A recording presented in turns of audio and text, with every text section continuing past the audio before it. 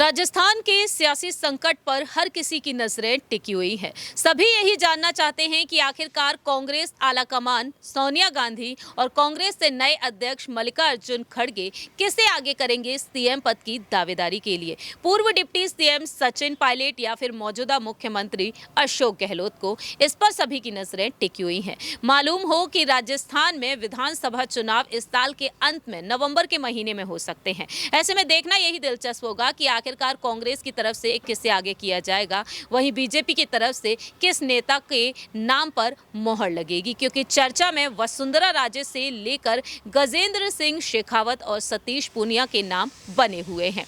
नमस्कार, मैं प्रांशी राठौर और आप देख रहे हैं नेक्स्ट 9 न्यूज। इस रिपोर्ट के जरिए आपको जानकारी देना चाहेंगे, जहां एक तरफ सचिन पायलट और उनका गुट यहां पर गहलोत सरकार पर निशाना साध रहा है, वहीं बीजेपी को भी तमाम बड़ी बड़ी चुनौतियां दे रहा है। सचिन पायलट को लेकर समर्थकों की ये मांग है कि जो 8 महीने का वक्त बचा है उसमें पायलट को सीएम बना दिया जाए या फिर महासचिव या फिर प्रदेश अध्यक्ष की कमान उन्हें सौंप दी जाए। लेकिन मल्लिकार्जुन खड़गे और सोनिया गांधी जल्द ही मुलाकात करके इस पर अपना अहम फैसला सुना सकते हैं। नए प्रभारी सुखजिंदर सिंह रंधावा लगातार बैठकें कर रहे हैं और धीरे धीरे करके इस सियासी संकट को सॉल्व करने की कोशिश कर रहे हैं। लेकिन इसी बीच देखा जाए तो सचिन पायलट को तमाम बड़ी बड़ी चुनौतियां मिल रही हैं, न सिर्फ बीजेपी खेमे से बल्कि दूसरी ही तरफ मैदान में आम आदमी पार्टी भी उतर चुकी है और साथ ही साथ यहां पर AIMIM भी एक्टिव हो चुकी है।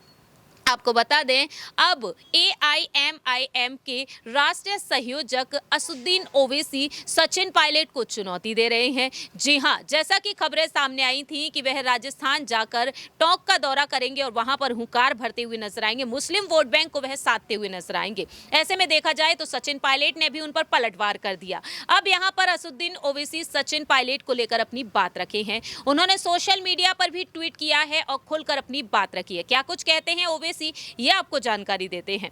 दरअसल आपको बता दें कि अब यहां पर असुद्दीन ओवैसी यहां पर तंज कसते हुए नजर आए हैं। साल 2020 में हरियाणा के मानेसर होटल में जाकर बैठ गए थे सचिन पायलट और बगावती सुर उनके देखने को मिले थे। तब प्रियंका गांधी वाड्रा ने गहलोत सरकार को गिरने से बचाया था और सचिन पायलट को मनाया था। उसी चीज को ध्यान में रखते हुए, इस मामले को ध्यान में रखते हुए ओवैसी ने यहां पर सचिन पायलट पर तंज कस दिया है। गहलोत सरकार जहां एक बार बार यहां पर पायलट को गद्दार कहती है, तो वहीं ओवैसी वही दिन उन्हें याद दिलाते हुए नजर आए हैं। असुद्दीन ओवैसी ने यहां पर ट्वीट किया, लिखा, पायलट साहब, हम असूली और बुनियादी तौर पर हमेशा से ही भाजपा का विरोध कर रहे हैं।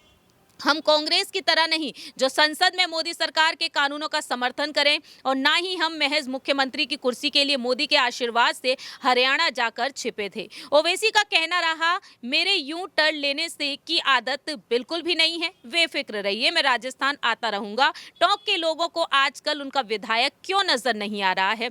जुनैद नासिर का यहाँ पर चुनावी मुद्दा रहा, बल्कि इंसाफ का सवाल भी है। बता दें आपको, ओवैसी ने भरतपुर और सचिन पायलट के निर्वाचन क्षेत्र टोंक में बैक टू बैक रैलियों पर कहा कि केवल उस समुदाय को सुना जाता है जिसके पास एक नेता है, राजनीतिक शक्ति है और उसके ही अन्याय और दर्द को समझा जाता है। टोंक में ओवैसी ने यहां पर दिखाने की कोशिश की कि राष्ट्रीय परिवार स्वास्थ्य सर्वेक्षण के आंकड़ों का हवाला देते हुए राजस्थान में 5 साल से कम उम्र के कुपोषित बच्चों का प्रसार मुस्लिमों में सबसे अधिक 32% है। इसके अलावा उन्होंने सचिन पायलट के निर्वाचन क्षेत्र में जनसभा को भी संबोधित किया। ओवैसी का कहना है उनकी पार्टी 200 में से 40 प्रत्याशी खड़ा करेगी। वहीं सचिन पायलट ने भी निशाना साधा था। उनका कहना रहा कि दोनों नेताओं पर जमकर उन्होंने जो निशाना साधा कि पीएम मोदी और ओवैसी 4 साल से कहां थे। ओवैसी चुनाव आते ही बार बार राजस्थान के चक्कर लगा रहे थे। 4 साल से वह कहां गायब थे? चुनाव आते ही वह यहां पर एक्टिव हो जाते और चुनाव खत्म होते ही वह गायब हो जाते हैं। इस तरह से पायलट ने उन पर निशाना साधा। लेकिन अब यहां पर पायलट को उन्होंने दिन याद दिलाए हैं साल 2020 के, और उस वक्त हरियाणा के मानेसर होटल में पायलट अपने समर्थकों के साथ बैठ गए थे और उस वक्त उन्होंने उप मुख्यमंत्री पद और प्रदेश अध्यक्ष पद से इस्तीफा देना पड़ा था। तब से वह बिना किसी पद के काम कर रहे हैं। आप यहां पर ओवैसी की बातों से कितना सहमत हैं, ये आप बता सकते हैं कमेंट सेक्शन में। क्या वाकई में सचिन पायलट को मुख्यमंत्री होना चाहिए राजस्थान का? ये भी आप कमेंट सेक्शन में बता सकते हैं। फिलहाल के लिए हम चलते हैं, बाकी की तमाम अपडेट्स के लिए आप देखते रहिए नेक्स्ट 9 न्यूज।